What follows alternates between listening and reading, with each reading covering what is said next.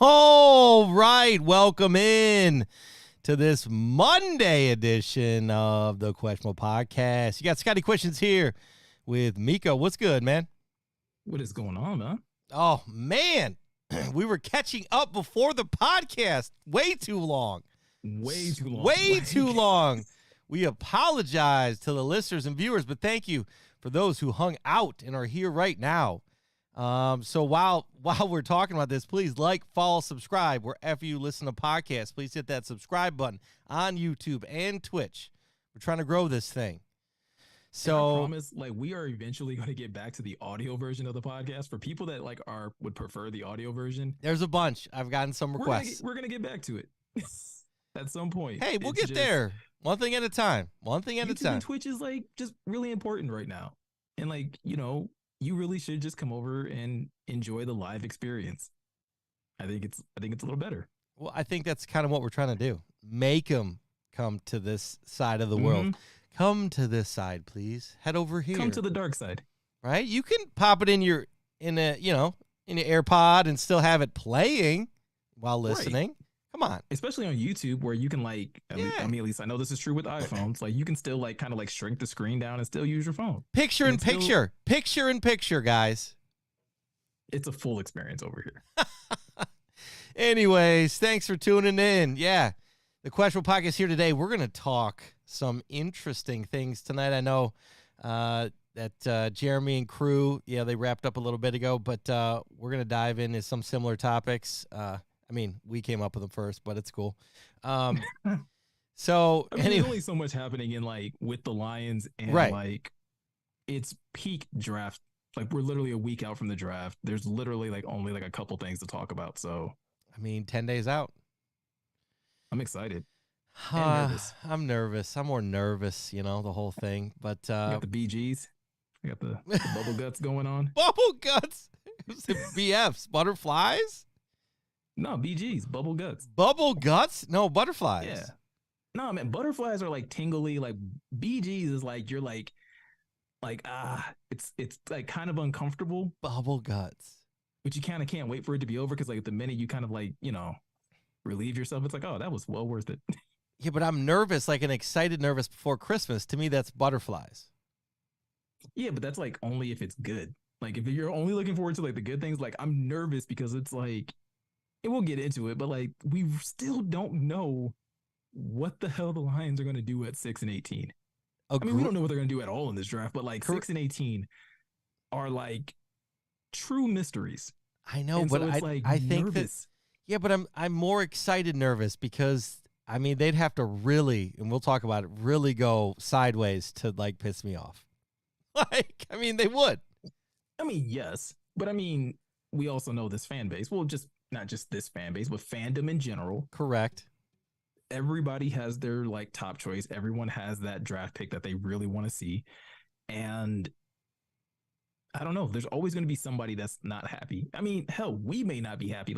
You and I are going to get into this in one of these topics where we both have differing views of we would be happy, but I think we would have varying degrees of happiness depending on who the picks are. Yeah. And having said that, let's just, let's dive in. I was trying to think of anything else we could catch up on, but I think we're good. I think we should just dive in today, Meko. Yeah, let's just dive in. All right. Well, let's take us on our journey, Meko. Start us off. Lead us down the path. We have to start off with the Jeff Okudah news because obviously that happened after we did our show last week. We didn't get a chance to actually react to the news that Jeff Okudah has been in fact traded to the Atlanta Falcons for a 5th round pick in this year's draft, at least. So that's at least nice that it's at least in this year's draft. I'm going to throw it over to you first though, instant reaction when you saw that the news broke. I was surprised and then not surprised. Okay. Meaning that I didn't think that they were going to move him this year, but once I saw it, I was like, it made sense. Mm-hmm. Getting the money off the books a little bit. However, they paid $1 million of it to get him gone. I mean, I think they still have to pay like 5. Like they still have to pay half that contract. Was it half? I thought they were paying 1.5 of the contract, but they're paying part of the contract to get him over there. Yeah. Which, yeah, because I mean, Jeff was which due, says like, something. Which says something like, okay, we really need to move him off the books, and they wanted room, or they needed a spot, roster spot. But I was shocked when I heard the news. But then once I started reading it and understanding, right, they moved. I guess I'm not shocked. I think that Jeff Okudah needed a new start. I think he had a bad go here, starting with Patricia and that leadership, and he did a great job in coming back from that. And if they were always going to move him, right, my other thing is, like, good on these guys for giving him a year to show his talent to move him, right? So I think what I'm finding with this leadership right now, Dan Campbell and Brad Holmes, that they are giving these guys platforms to continue their dream of playing in the NFL, right? So you got to give it up to these guys for giving opportunity to those that deserve it, that work hard, so they can have other opportunities. Because they could have cut him. When they came in, they could have said, no, we don't want him, but they let him come out, and he played well, like we talked about, for the first half of the season. And then I think he got fatigued. I think that's logical. And, and we see what happened. But again, I was shocked. I was not shocked, surprised. But then I got it quickly thereafter. So at least we got something for this year's draft. I thought that was great. Yeah. To put another arrow, give another arrow to Holmes for this year, because goodness knows what he can do with a draft pick. So especially the late ones. Yeah.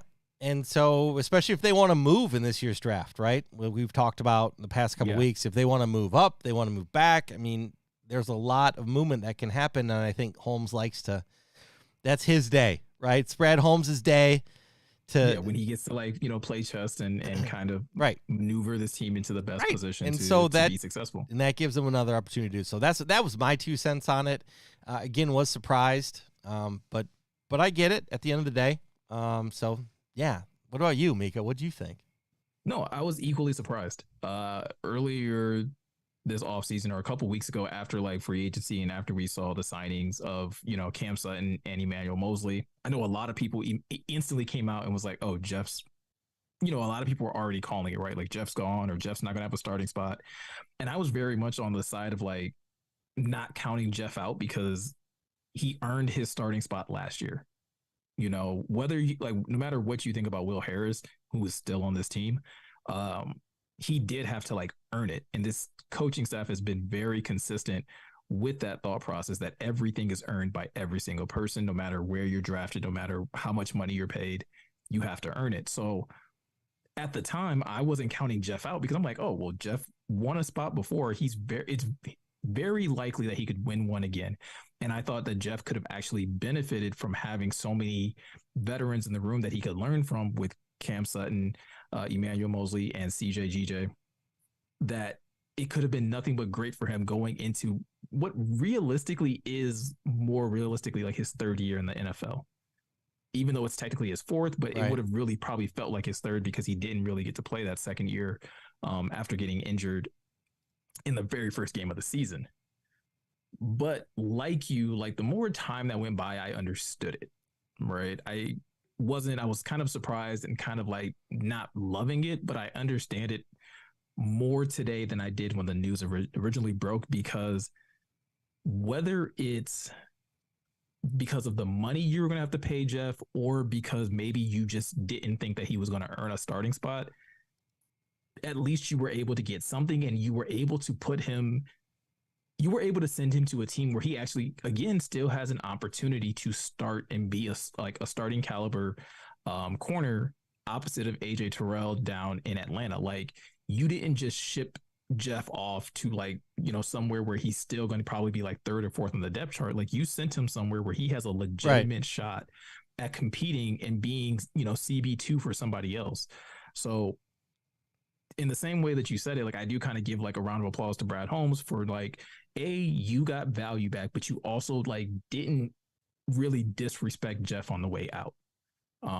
Which we see that across the NFL where sometimes, teams just send guys off to just like kind of like almost end their careers.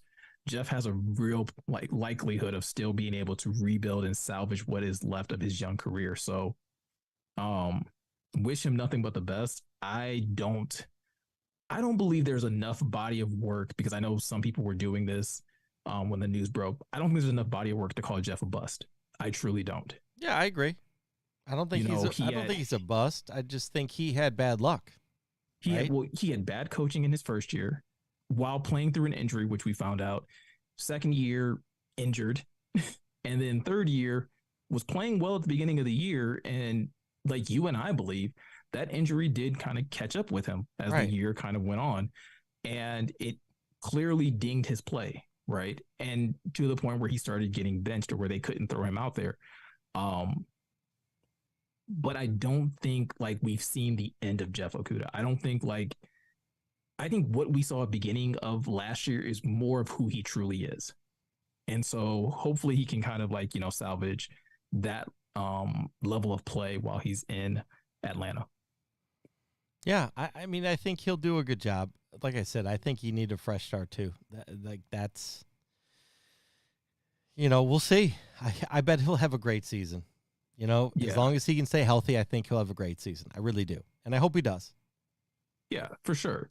Now, obviously, we now have people saying, both NFL experts, fans, everyone in between, that this now creates a hole on the defense and that it basically almost guarantees that the Lions will be picking a cornerback as high as 6. Do you think that's like a true possibility? No. Or even like a guarantee right now? No, in no way is that a guarantee. In my opinion, no. That's no guarantee. No, I think that's absurd for anybody saying that. I mean, you're entitled to your opinion. I'm entitled to mine. There's no way at 6. I just don't think. I don't think so. Now, if they move back from 6 and things change based on who's picked in the top 5, sure. It's a possibility. Is it a guarantee? No. Yeah, I don't either. I think people are jumping way too far and jumping way too quickly to conclusions that like, oh, now that Jeff is gone, they absolutely need a corner. And it's like, I always like love this way. All right. Hate this way that like fans and analysts sometimes look at the draft. It's like, you guys realize this is a 7-round draft. And even though like you ideally can get better talent in the first round, that doesn't mean that you can't address a quote unquote need in rounds 2, 3, 4, or 5, or whatever. The Lions already seem to have like great depth in that cornerback room. We talked about it. Cam Sutton, Emmanuel Mosley, CJ GJ. You still have Jerry Jacobs, and you have Will Harris. I'm sorry, we added 3 in free agency, and we've just lost 1. Right. And we were talking about like that was like that room was deep and that one of those guys probably wasn't going to make it. Not to mention, huge shout out to Savion Smith, who got re-signed today. Right. Yeah. Congrats. He had that scary injury last season, that scary neck injury. And so they re-signed him. He's coming back to compete. Yeah. So like this is already a pretty stacked DB room. The cornerback was never like a for sure thing at 6 in the first place. And I don't think it becomes one now just because you traded away Jeff Okudah. I think Brad Holmes has been saying this, and I truly believe him. They're going to take the best football player available at 6. Right. Now the question just becomes, do you truly believe that the best player that's going to be available at 6 is a corner? Whether that's Devin Witherspoon or, Christian Gonzalez, Joey Porter, whoever your favorite corner is, do you truly believe like that's actually the best player available? Based on what I'm seeing right now in mock drafts and just what I think, no, I don't think so. And I don't either. Like I like a lot of those guys. I actually like all 3 of those guys that I just named off. I like Christian Gonzalez a little bit more, but I think, and we could both prove, like I could be wrong in this. Yeah, but we're going to get into it in a second. Why? Right. Yeah. Like, so, I mean, I get it, but like you're going to have also DLs. Sorry. No, you also have defensive linemen that could possibly be available at 6. So with that in mind, which player do you personally think would be the biggest like win for the Lions at 6? When you look at, and specifically looking at like defensive linemen first, where you possibly have the choice between Will Anderson, the star defensive end out of Alabama, Jalen Carter, the defensive tackle out of Georgia, and then you also have the freak defensive end in Tyree Wilson coming out of Texas Tech. So originally, I was Anderson all the way. Yeah. So if I start sneezing, you're gonna have to pick up. I'm having a sneezing attack. You're up. No, that's it's funny that it's that time of season, man. Allergies are raging. Fortunately, I don't have to deal with pollen the way some other people do, but I'll go ahead and kick off. You were going to lead with Tyree Wilson, but I'm going to go and say it's Jalen Carter.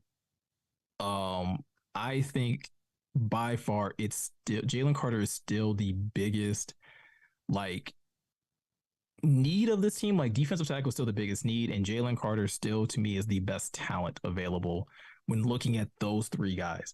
I think what he does as a defensive tackle not only fills a need for the Lions because they have guys that can stop the run.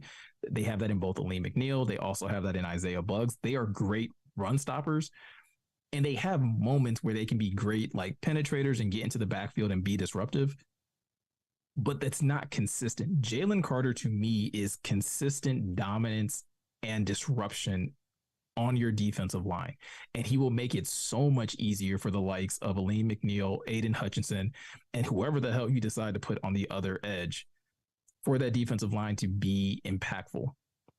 And I think the Lions have already kind of shown that they're still interested. The fact that they had him in for a visit today, I think if they weren't interested, if they were like, if they believed a lot of the negative things that were coming out about Jalen Carter, I don't even think they would have had him in for an interview. I don't think they would have brought him in for a top 30 visit because we already saw that the Las Vegas Raiders were a team that were like, yo, we're out.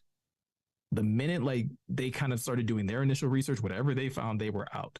And the fact that the Lions were still willing to be like, no, we're still going to do our due diligence, at least leads me to believe that there's still a lot of hope left for Jalen Carter to be that pick at 6.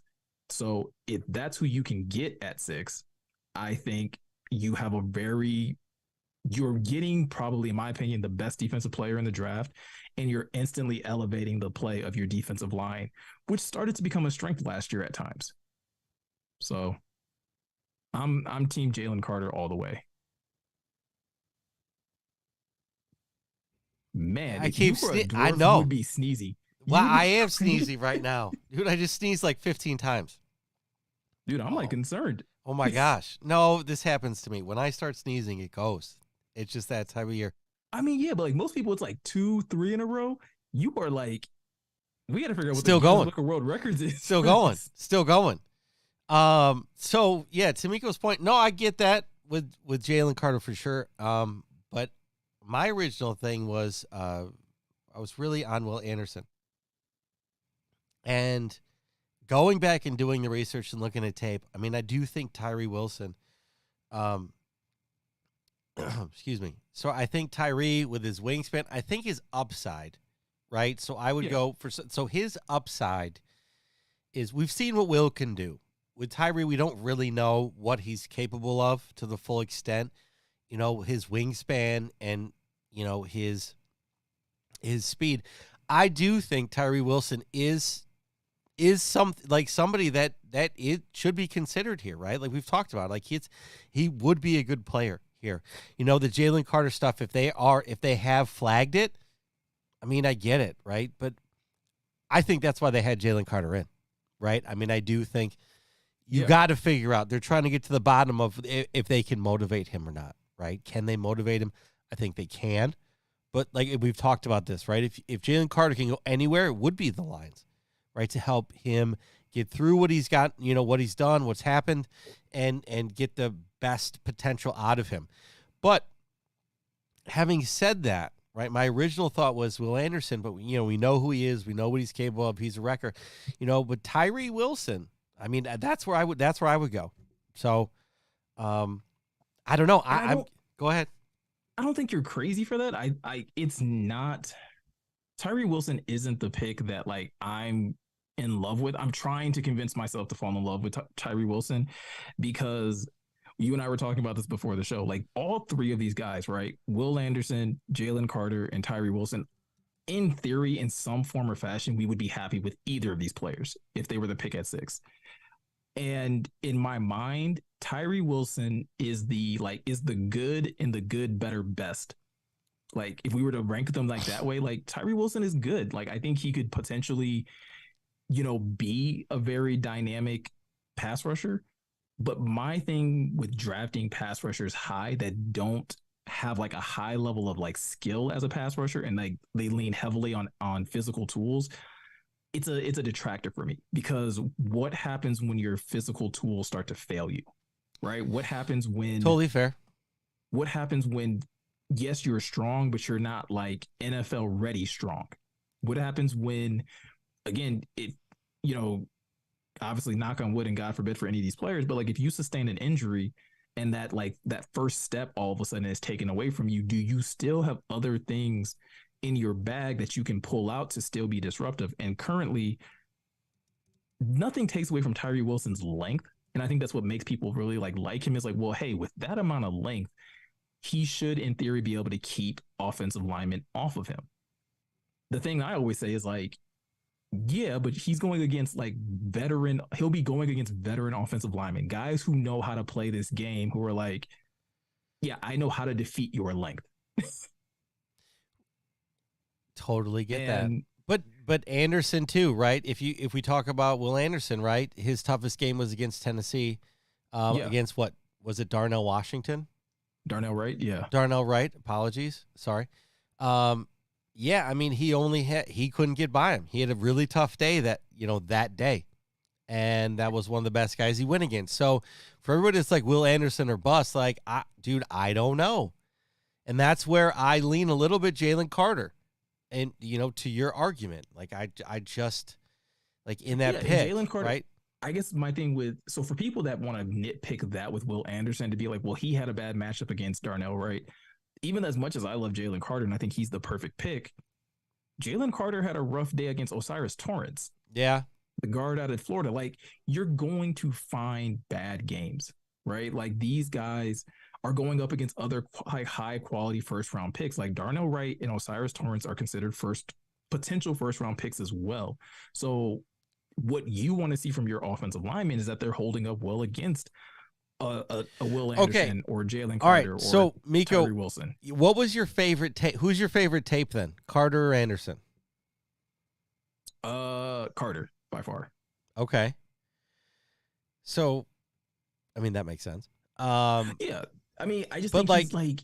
Go ahead. Go.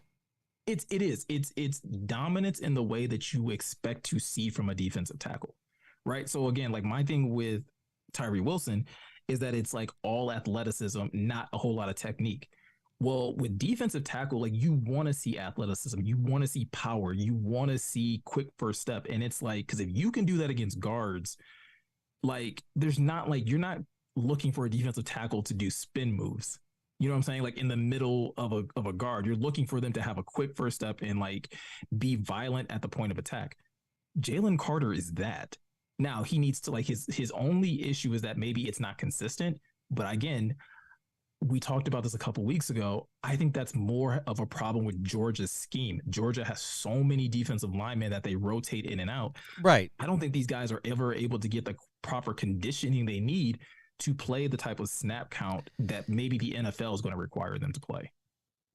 Now, out of the three, who has the highest potential? Now, last year we need guys to play now, right? Our talk last year was we need somebody now to impact the team now. Okay?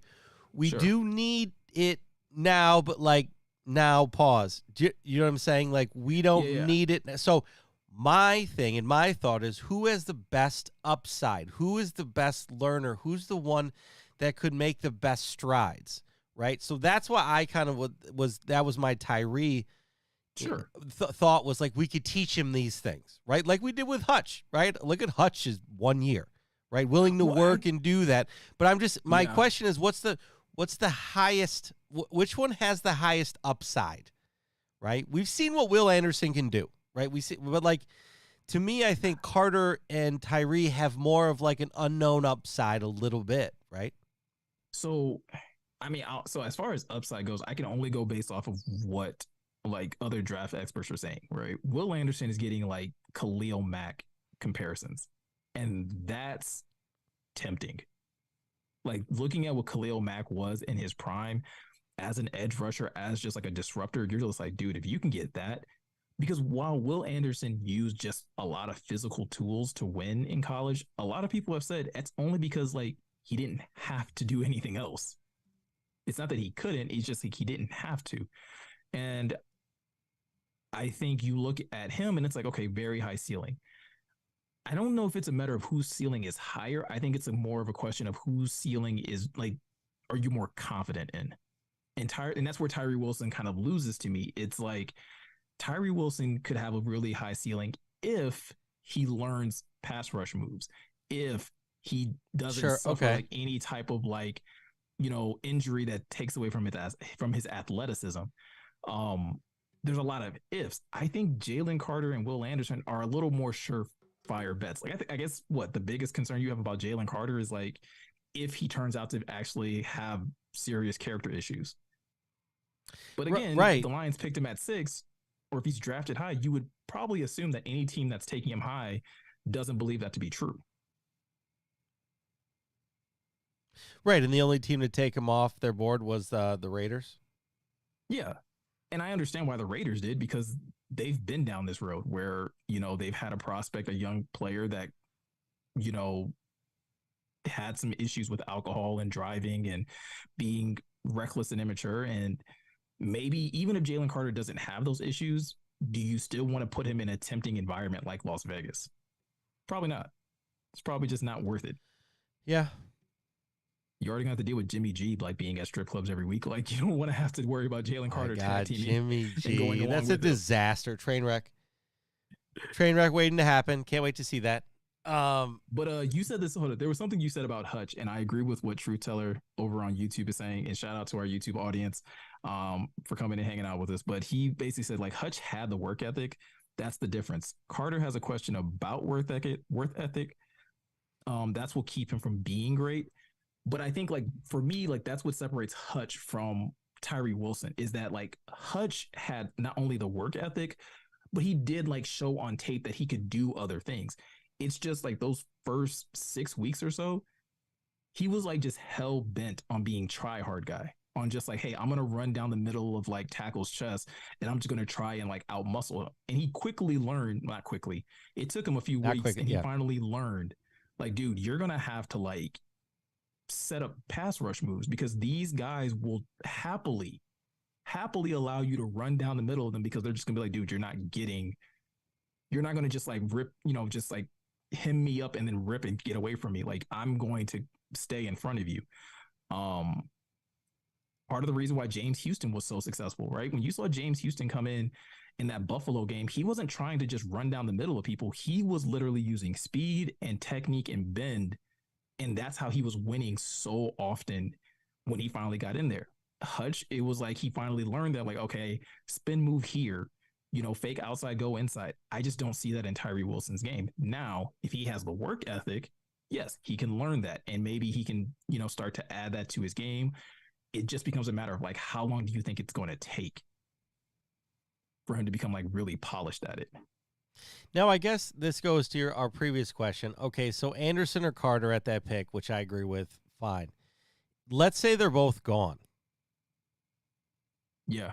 Is it Tyree Wilson or cornerbacks then, right? Like which, if Tyree Wilson and then, we're talking cornerbacks, who's the best player available then? Is Witherspoon or Gonzalez better than Wilson at that? Do you see where I'm? Yeah, so just in this instance, right? Like, I mean, sure. I think Tyree Wilson is better than Devin Witherspoon. I think it's debatable if he's better at what he does than what Christian Gonzalez does at corner. Okay. And I say that because this is my thing with Christian Gonzalez. I'll start with Christian Gonzalez first, and then I'll go to Devin Witherspoon. Christian Gonzalez was playing great as a corner in Colorado, right? But he's playing at Colorado, and Colorado's not winning, and so they look terrible, even though he's playing well in his position. So what does he do? He transfers and goes to Oregon.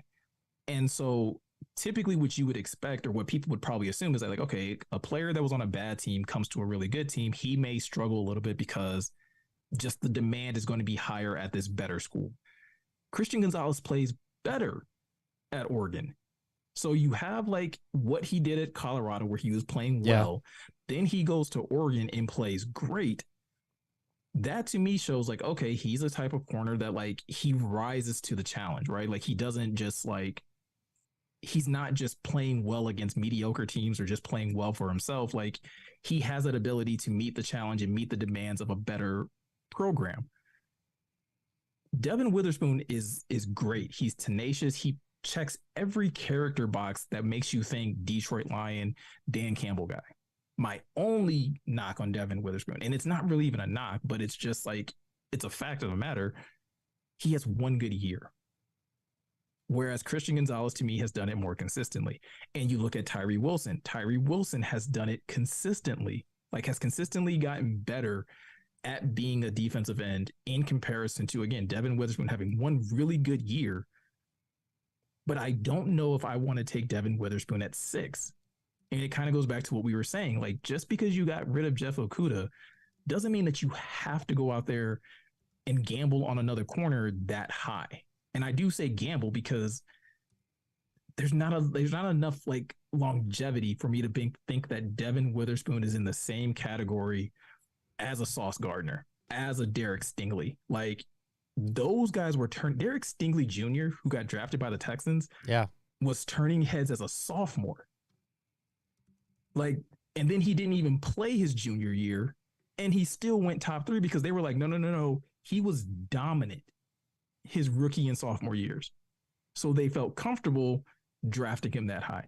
Sauce Gardner had been dominant. And the only reason that he probably didn't get even more notoriety was because he played at Cincinnati. If Sauce had played at Alabama, he would have been like, there would have been arguments that Sauce won. Like, that's how good Sauce was in college. And I don't know if Devin Witherspoon or Christian Gonzalez is in that class to where you're just like, oh yeah, that makes sense at 6. That's fair. So shout out to our Twitch crew, at JPook. He showed up and I asked him which one, Anderson, Carter, Wilson. And he said Anderson by a mile. Look at the pressure numbers in the SEC. That's his take. But thanks for tuning in, Twitch fam. Appreciate you. He also said first, he said Bijan, right? So I said at 6, and he goes Bijan, smiley face is where he's at first. And then he answered he answered the question. The Pookster being Pookie. But shout out to Steve-O, who says basically, in my opinion, Anderson, Wilson, or Carter are the only options at 6. Cornerback shouldn't be an option at 6. And like, I'm kind of getting there. Yeah. I mean, I've been there, but I've been there. I like Christian Gonzalez, and I would not at 6. No. But this is the problem. No. No. I get This is my only problem. I don't like logic in regards to this one. I get it, but go ahead. Well, no, it's just like, if they really like Christian Gonzalez, I really like Christian Gonzalez. The problem is that he's not going to be there at 18. Sorry, Jay Pook says Bijan at 3. No.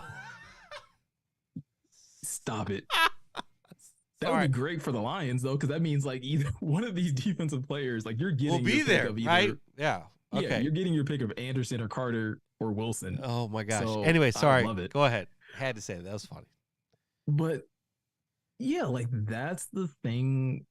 That's the only reason why, like, I think people are saying corner, because it's like, well, you're not going to get your pick of the top corners at 18. And I'm kind of sitting here like, I don't think you need them. I don't think you need Devin Witherspoon. I don't think you need Christian Gonzalez. I don't think you need Joey Porter Jr. I really don't. But I do think you could benefit. I think that's the thing, right? The benefit of having Tyree Wilson, Will Anderson, or Jalen Carter greatly outweighs what you could get out of any of those 3 corners. And even with and I say that even with me saying that I think Tyree Wilson is very raw, but I think Tyree Wilson can actually be put in a number of situations where he can still be beneficial, where he could still be impactful with his length, being able to play maybe possibly on the outside, playing on the inside, and Right. allowing your That's the defensive only line to be more that's the only versatile. thing I was going to say is that his versatility, right? Yeah. And that's Over yeah. what you get out of Devin Witherspoon and those other guys. Like, again, and that's not saying that Devin Witherspoon couldn't come in here and take a job from somebody, but Well, right, but like we've talked about this, like that's why Okudah's gone, right? We talked about that earlier. Like we have, that room is full, right? Not full, but like we have addressed it. Yeah, I don't think it needs a top 10 pick. I don't think it needs a top 10 corner, right? I don't think you have to get a corner doesn't. in the top 10 to add to that room. I think there's plenty of, I think this cornerback class is very deep. I think you can find quality corners in the second round, in the third round, if you really want to. There was just news that broke today that the Lions had Clark Phillips from Utah, I believe, in for a visit. And he's a really good corner, very good athleticism, has the ability to play nickel and play outside. And he's probably somebody that you can get in the second round. So why commit to to such a high pick, so much money, if we're looking at salaries and things like that, at a position where it's very much boom or bust? Like I don't want to even really get into like positional value, but I just think that like cornerback is a very boom or bust pick that high, where it's like they're either really, really good, they're either Sauce, Derek Stingley, or one of those guys, or there's somebody that like they're Jeff Okudah, right? Like you're trading them after like 3 years. And I don't think the Lions want to find themselves in that situation again. Okay. Okay. Oh man. Good debate though. Yeah. So we're both in agreement. It's got to be defensive line, right? Is there a pick is there any position outside of defensive line that you would be okay with? Quarterback. Okay. Yeah, that's fair. I was going to say that's probably mine too. Quarterback. Like QB. Like when are we going to be up here again without giving up, a bunch of draft capital? So for you, so is it fair to say that if like for you it's defensive, like best defensive lineman? Yep. Quarterback. Yep. Trade down and then corner? Like if you can't trade down, then fine, just take a corner. Or is there like another position that you'd be like, take this position at 6? Oh, it's a good question. Because that's what it is for me. Like, it's yeah, because if you trade down, you can get all the guys. If you wanted to get a guard, if you wanted to get everything else you can get. I mean, I think it's 6. It's those two. Yeah, and or trade up for who you really want. You're trading up 3. So that's my thing. It's like it's those two, and if you really want a guy, you got to go get him this year. You're going to have to go get him because we don't know what's what. I mean, I think we have the general breakdown of who the elite is. Again, this is the lying month. So everyone's lying about who's coming in and who people want. Nobody knows. So if you want a player, right, the Lions want a player, they got to go get him at 3. If they really want somebody, you're not going to wait till he falls in your lap, unless that's how the Lions want to play it. Like if the Lions are interested in dropping back, they'll stay at 6. But if they love somebody, they'll go get them.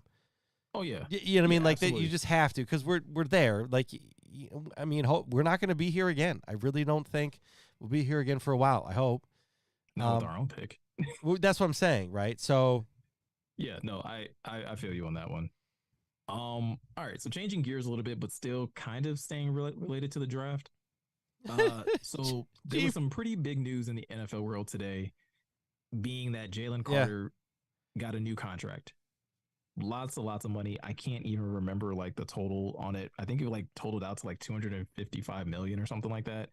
5-year contract. Yeah, 5-year. 5-year contract extension. And it's a lot of money. It's a lot of money up front. Apparently it's pretty backloaded based off of like what the contract breakdown ended up looking like. Actually I have the details of it right now. So 255 million extension. So this year he will make 6.15 million. Next year he'll make 13.56 million. 2025, 21.77 million, and then 2026, 31.77 million. So pretty heavily backloaded. I'm curious about the injury clauses in there too. Oh, I'm sure there are some. I mean, it also has a no trade clause, so they can't trade him. So they're kind of stuck with this contract. But and obviously they had to backload this contract the way they did because they have a lot of money tied into their offensive and defensive lines. And that's interesting because the Lions are kind of in a similar situation where a lot of money is, or at least will soon be allocated to that offensive line. But yet Jared Goff is also going to be coming up in need of a contract extension relatively soon. And so when seeing this, the first thing I thought was like, okay, do you think this contract is going to have any impact on how the Lions go about the draft? No. Tell me more. I don't. I think they have a plan to replace Jared Goff. I don't know what that is, but they have a plan. So I just don't think that Goff. I really don't think Goff is long term. I think Goff is now. Mm-hmm. I do think that they're looking at a quarterback this year, right? During our mock draft, the Hendon Hooker thing, you know. Yeah, we took Hendon Hooker in the second. Yeah, early second. Yeah. And so, yeah, like, I think that they're aware of that and the situation that we have now, let alone this deal. Like this to me affects Lamar more, right? Like that. This is more absolutely. of a, right. But for us, the Goff thing, I mean, I think that they have ideas in mind to back up Goff, to get, I mean, yes, I mean, this affects everybody, right? Now, we're just closer with Goff's end of his contract. So I don't think it changes and it should not change our draft attitude. I think that we need to address who we need to address to get this team better, because we'll deal with Goff when we have to deal with Goff, right? The right now is the draft for next season to win. I think that is the priority. I think that is the right way to approach it. I think that's how they'll approach it. Sure. Does this have a flag that we need to have? Okay, we got it. We got to think about this now. Yes, for sure. It's the back of our heads. Yes. Okay. Do we need to start really figuring out a plan to replace him if we're going to? Yes. Yeah. Which to me is great. I like that because I want to move on. And so I just don't think. Now, okay, I don't think this affects the draft unless they were debating going up to 3 to get somebody, okay, because we don't know this. Okay. So if they were debating, if they were like, I don't know, we don't know if we're going to go up and get Richardson or whoever, if they were on the fence, then yes, it would push them over the fence. So then I guess what I'm saying is yes, it would, but with that caveat that we don't know. Like, we don't know. Do you see what I'm saying? It's a tough question to answer. Yeah, no, I would say that I think it does, and not drastically. I think that's kind of what you're saying. Like, I think it impacts their draft strategy, just not in a very drastic way, because wherever quarterback fell on their list of priorities, I think especially if it's on their list of priorities, I think it just highlights it even more, because I think it tells you and it signals to you, okay, this is what Jalen Hurts just got. Lamar Jackson's getting paid. I don't know if it's going to be by Baltimore. I don't know if it's going to be by somebody else, but Lamar Jackson's going to get paid. And that number is going to be ridiculous. Joe Burrow is going to get paid really soon. That number is going to be ridiculous. Justin Herbert's going to get paid really soon. That number is going to be ridiculous. Yeah. And Jared Goff is going to be sitting there at 28 years old. And you're going to have to try to figure out what that value is, because the benefit of these other guys getting paid is that for most of these other guys, or all of these other guys, this is their second contract. For Jared Goff, that's not the case.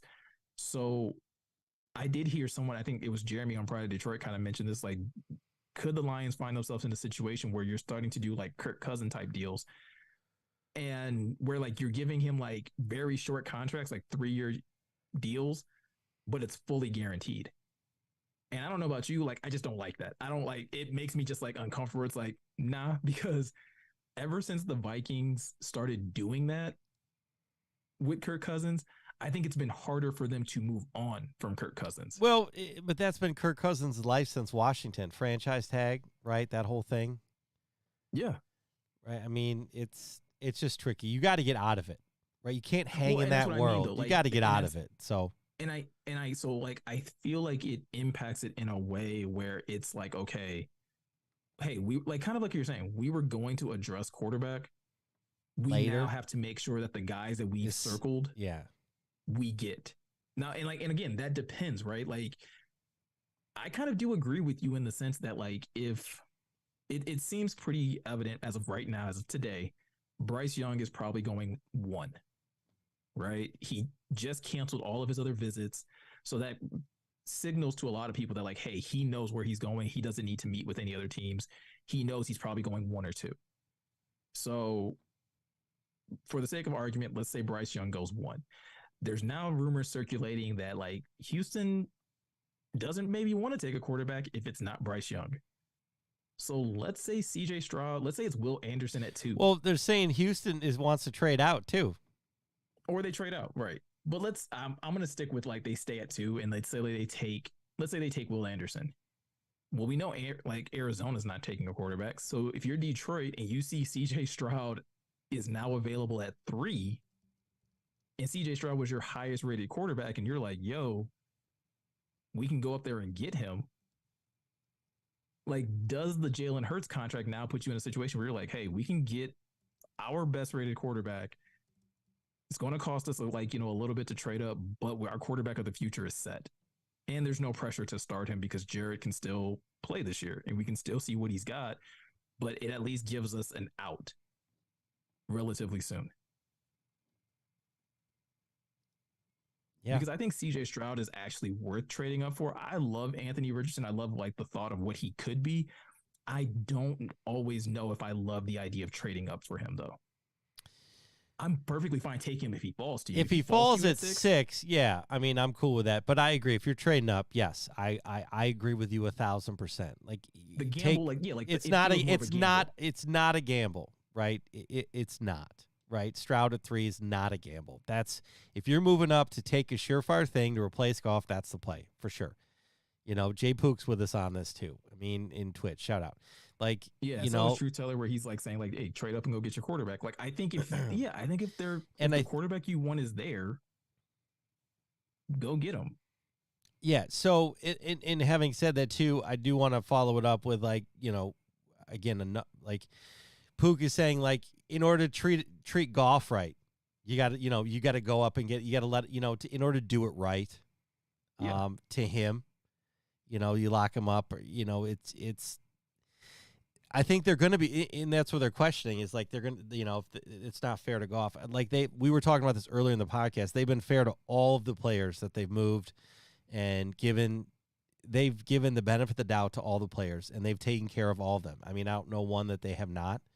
Right. So, of course, they're going to do this with Goff, and they're going to do it the right way. And I'm sure they're talking to Goff about, or have talked to Goff about, what they might do.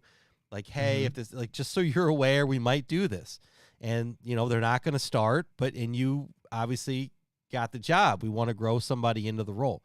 So, I mean, if I'm Goff, you got to be like, yeah, okay, great. Like, I mean, it's probably not pumped, but what are you going to say? It's a business. Like, at the end of the day, but they got to communicate with him what's going on. Unlike, Green Bay, FTP. I mean, sure. I think Brad Holmes has communicated as much so far during this draft process that they've been in conversations with Jared Goff as far as, like, the quarterback situation and wanting to add another body in that room. I am curious. Like, I guess we will find out on draft night if they were to trade up, like, what those conversations were like, because like, is it a conversation like, hey, Jared, we're going to add somebody, but they didn't tell him, like, where? Or is it like a very detailed conversation, kind of like you're saying, where they're like, hey, if a guy is available at 3, we may give up future assets or current assets to go up and get said player. Right. Because I do think if we're talking about, like, how this could impact Jared Goff, I do think trading up could probably hit him a little harder than taking a guy that falls to you. If he's aware of it, no. Yeah, I feel like that's a lot of like, I still think that would kind of hurt though, right? If you like, if someone came up to you about like at your job and was like, "Hey, Scotty, we really love what you're doing," which has happened, right? Well, I'm sure it's happened to all of us in some capacity, right? Like, which hey, is really happened. That I mean, but that's me. It motivated me to do better shit than this other idiot. Like, I mean that, but that's just me. But I'm a competitor, and I think Goff's a competitor too. But hear me out. Right then, he balls out.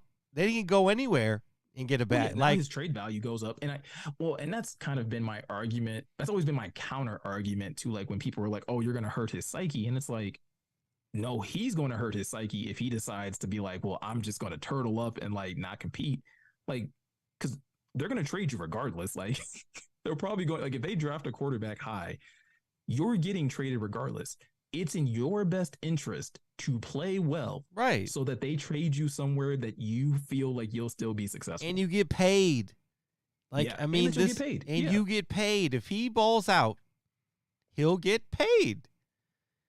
There are plenty of places that need a quarterback. Now you got to run the offense we're running, right? You know what I mean? Like that's the other thing, right? We talked about this. There's restrictions with this. We're looking for somebody that has a little bit less restrictions, right? And can throw a good deep ball. We got some. You have some young, weapons. You have a young offensive line. There are benefits to pulling the trigger now. Kind of like how Truth Teller says on YouTube. Like he asks, like that's kind of short-sighted to only consider now, isn't it? Waiting costs more than doing it now, exceedingly more. And so, like, yeah, like the longer you wait to address quarterback, like not only does the market shift, right? Does quarterback probably become more expensive? But like all of your players get a year older and they all get a year closer to them needing new contracts. And so what do you do when like Panay's going to get paid? Right. Like the way he's been playing 2 years in, Panay's going to get paid. Yeah. Saint's going to get paid. If J-Mo turns out to be what we think he is, J-Mo's going to get paid. Yeah. I mean, Hutch is going to get paid. Like, yeah, at some point. Like it does kind of benefit you to kind of be like, hey, let's pull this trigger now. And is Ben Johnson going to be here next year? Yeah, I mean, I think that's another thing too. So a new offense, right? So like a new offense, like so you get somebody new in. Shout out Jay Pook, like he says, Stroud doesn't have to run the offense we're running. Johnson is leaving next year. We're drafting for the next OC potentially. I mean, yeah, because isn't it? I can't remember Tanner Edgerton, right? That they elevated to like pass game coordinator. I mean, yeah, I'm sure like if you get a young quarterback, you can start building that rapport earlier. So this sounds like a huge indictment to go get one, but I just think like again, Jalen Hurts' contract at least like gets you thinking about it. I think a little more aggressively than you originally did, because I think before we were all correct. Like, if they take one, like it's whatever. You could take Hendon Hooker in the second. I'm sitting here saying like, hey, take Dorian Thompson-Robinson in the sixth. Like, yeah, do whatever you want to do. And now I think it's a little more like, I don't know, if there's a guy at 3, do you just like you go get that? I mean, but that's what I was saying, right? We don't know where they're at. If they were on the fence about going up to get one, I think that then this deal might have affected it. Then the answer to the question is yes, where we're landing. Even though I said no. Right. Yeah, but it clearly has, or at least it has in the fan base's mind. Like it's clearly affected how we look at quarterback. Right. All right.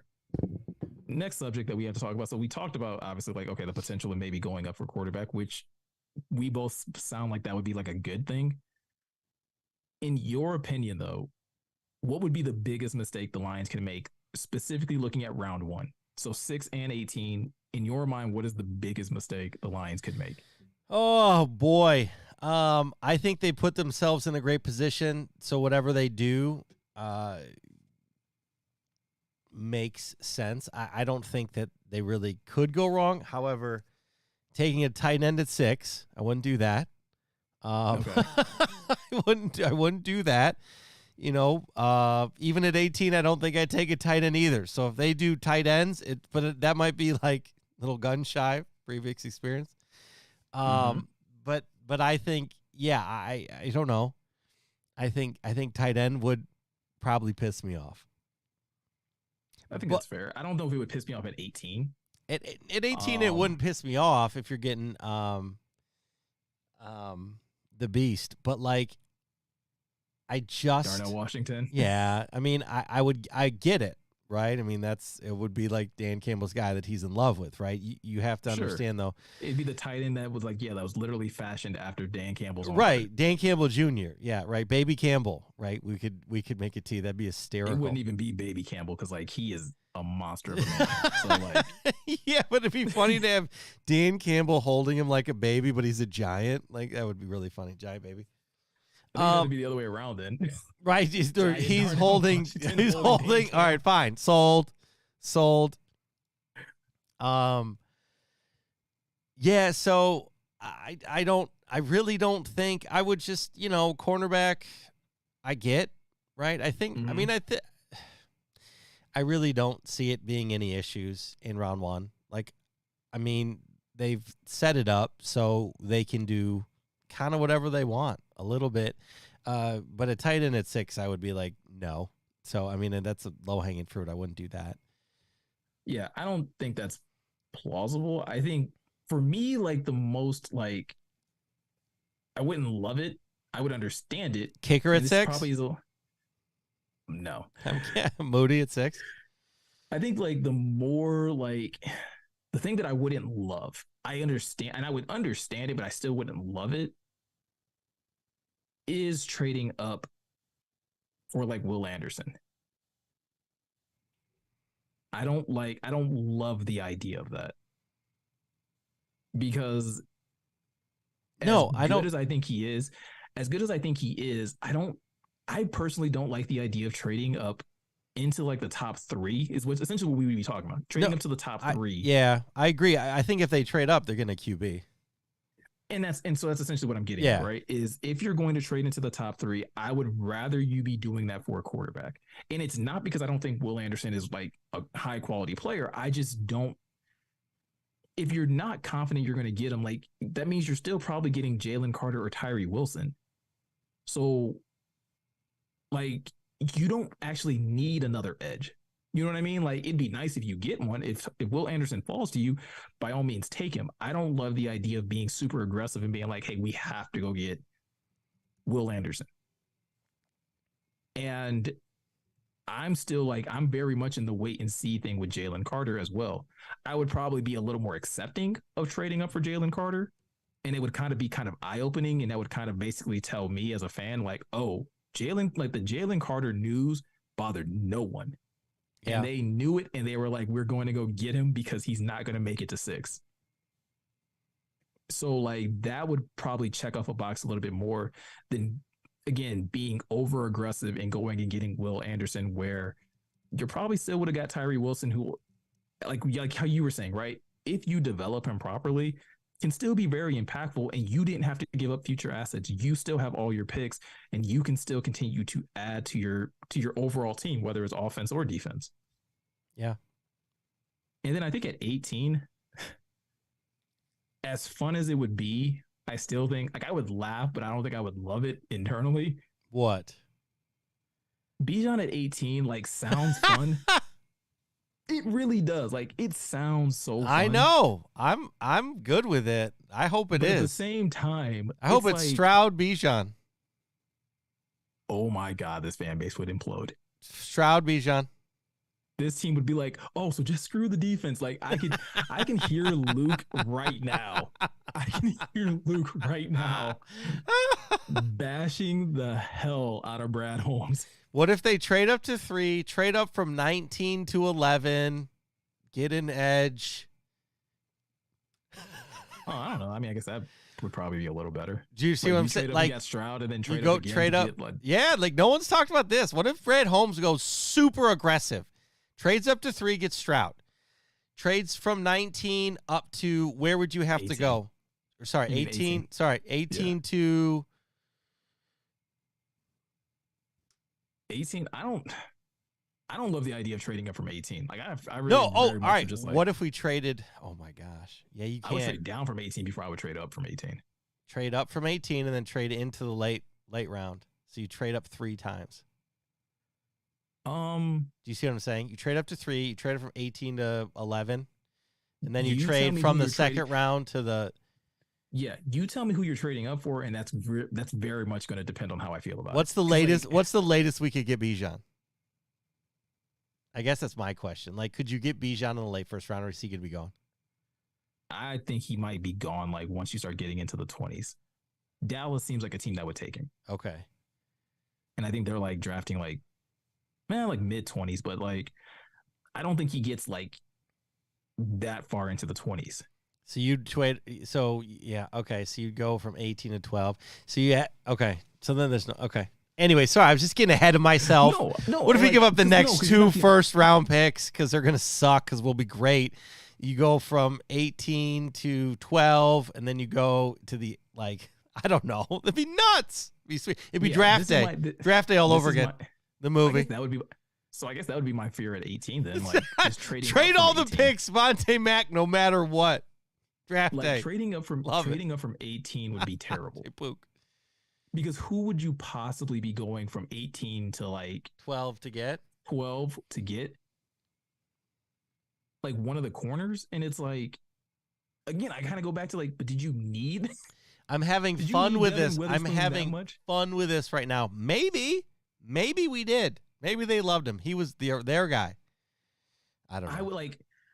That's not happening. Yeah, that's not in this. That. It's not happening. It's not a matter of if it's happening. We're talking about like what would you consider a mistake? I would consider that a mistake. Because if that's the case, right? Like if you love Devin Witherspoon that much, for example, then you just should have traded back from 6. Like this isn't like with J-Mo last year, where like you needed a wide receiver. Like we were all talking about like the Lions need a wide receiver. Oh, you can probably get one at 32. And the Lions were like, no, screw that. We're trading all the way up to 12, and we're going to get the best one in our eyes. Like that's different because you had a need. How can we keep 18 and get the 12th pick? You can't. 3, 12, and 18. Why? So we can get Stroud. 12? I'm being funny. I'm being a little humorous right now, but hear me out. So you get Stroud, you get an edge rush, and you get Bijan. I'm not even going to entertain it because like I don't even. It doesn't make sense in the least bit. No, I know. I said I'm clear. I preface it with I'm having fun. I mean, if you want to talk trading it, like again, getting a 3rd pick, I think we can talk reasonably about the Lions potentially trading up late into the 1st. Right. We talked about that last week. It's like I'm just kidding. It's just the same old. I know. You have to tell me who you're getting though. Like you have to tell me what you're targeting in the late 1st round. That's like that you were like, oh no, we have to get this guy. And the only player that like I would be perfectly fine with the Lions trading back into the 1st round to get would be like Darnell Wright or Cyrus Torrance. If you like, so let's say you went Jalen Carter at 6, at 18, you got whatever corner was left. Let's say Deonte Banks out of Maryland, and you're sitting there in the late rounds, and like all of a sudden, like you look up and Darnell Wright or Osiris Torrance is still available, and you're like, dude, they're not going to make it to us at 48. And you package 48 and 55 or 48 and a future 2nd or something like that to jump back into the 1st round, I would be very much happy about that because that would be a great use of assets to get a player that absolutely would not be there. Darnell Washington would be funny, but I don't think I would love it in hindsight. Like I would be like, that's fair. Great, but did you need to do that? Right. No, would be fun. Again, I was having a lot of fun with that, everyone. No, you're fine. I just like... I know. I couldn't see it. No, it's not happening, but it just, yeah. Not in still keeping 18. I think that would be like, I think that's the part of it that was like... Right. Wait, 18's got to go. Still keeping 18? 18's got to go. Right. Anyway, yeah, I mean, I'm sorry. I'm just getting, this whole draft talk we've been talking about for months, and it's just kind of like... It's one of I those. don't know. I feel like we've only been talking about it like seriously for like the last couple of weeks, and that's Us. honestly just We've because, like, been only. Everyone else has been talking about it since the season ended. I'm saying I'm hearing it. I'm a little draft fatigued this week. No, then you're really gonna hate next week. No. We Next have to week. talk about it No, again. next week's different because next week's the draft. It's right before. One of those things. It's all good. It's all good in the hood. But next week we will likely have a guest. Yeah. So that's going to be dope. As of right now, we are looking to have Eric Schlitt from Pride of Detroit to be our guest next week. So again, last bit of draft talk. We'll probably start making probably putting to paper, right? Like who we reasonably think are going to be like at least the first round picks. Yeah, we're gonna have our picks next week, and we potentially might have teasing. Should I bring it up? Should I say it? I don't know what you're about to say, but sure, why not? Maybe a draft pod.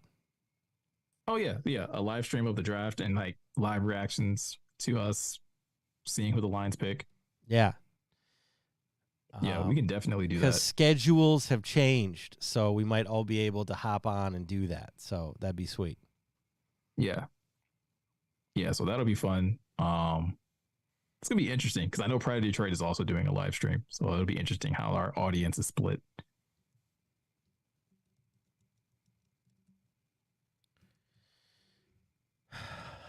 Man, God, I want all the picks in the first round now. Now I'm just like I've lost it. I mean, there's again, we'll get it. I think we'll get into it more next week because I think reasonably, I think 6.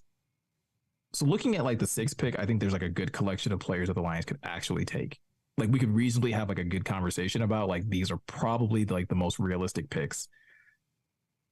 18 seems like the wild card, and that's the one that I'm really interested to talk to Eric about and kind of get his viewpoint on, because 18 feels like it could be anything, legitimately anything, from they could literally throw a curveball and get Hendon Hooker at 18. They could also take a tight end. They could take a safety. They could literally take anything, probably except for a linebacker, and we would all be like, I don't even know. So I know oh man, it's exciting, right? It's exciting. Yeah. And then Hooker at 6. No. You stop it. It's a Pook just having fun. Bijan at 3, Hooker at 6. So anyways, yeah, I mean I think we can wrap it up. And he goes trade up into the first for a tight end at the end. There we go. Absolutely not. And I love Darnell Washington, and I would be yo, like I said, it'd be fun for a hot second. Dude, we have a monster of a tight end, and then it'd be dude, if he doesn't pop off though, it's gonna feel like the most wasted pick in Brad Holmes' tenure. It'll definitely be the first wasted pick in his tenure. Yeah, well, we're going to find out. We're going to find out. I'm sure he makes a move, at least one. We'll see what he does. But hey, we're a week out. I can't wait. I can't wait to get this done so we can talk about the picks finally. Who was right? Who was wrong? Who wasn't even close? Dude, none of us are going to be close. I think we're once you start getting into the 3rd, 4th round. I mean, in the first, in the first round is what I'm talking about. That's. Yeah, I don't know if there's a serious curveball the Lions could throw in the first round. There's no need. I guess Lucas Van Ness would be a little bit of a curveball. I would hate it. I would hate that pick. I mean, yeah. I don't like Lucas Van Ness. I don't like. What are we doing? Respectfully. Yeah. It's John Kaminsky light. All right, I feel like we're rambling at this point. I just had to get one of those in for the draft next week. Yeah, but I think it's it. So again, what Meko said, we'll have a special guest next week on Monday. We're gonna do a draft pod. We'll figure that out. I don't know. We should talk to some people, see if we can partner up next week on that. That could be fun. And yeah, I think that's it for tonight, right, Meko? Yeah, man. All right. Well, we appreciate all the listeners. Thank you guys for tuning in for all the chats. Appreciate you. Appreciate the comments. Appreciate the support. Please like, follow, subscribe. Hit that subscribe button on Twitch and YouTube. Please listen to us wherever you listen to podcasts. But, yeah, so thank you again. I want to thank the crew. Meko, I want to thank you. I want to thank the fam. I want to thank the friends. Yeah, that's it for today. Meko? Yeah, definitely got to thank my wife. Got to thank the girls. Thank you, and thank you to like our audience. Like Scotty said, we appreciate you guys stopping by every night, every Monday night, hanging out with us, giving us some really good feedback. And yeah, pretty much it. Yeah, big week next week. Cannot wait to figure out what's going on. Double live stream next week. That's going to be exciting. I know. I'm pumped. So, anyways, all right, you guys, appreciate you. This is Meko, Scott, and Gian from the West Coast. We'll just give him a shout out too. But this is the Questionable Podcast. Out.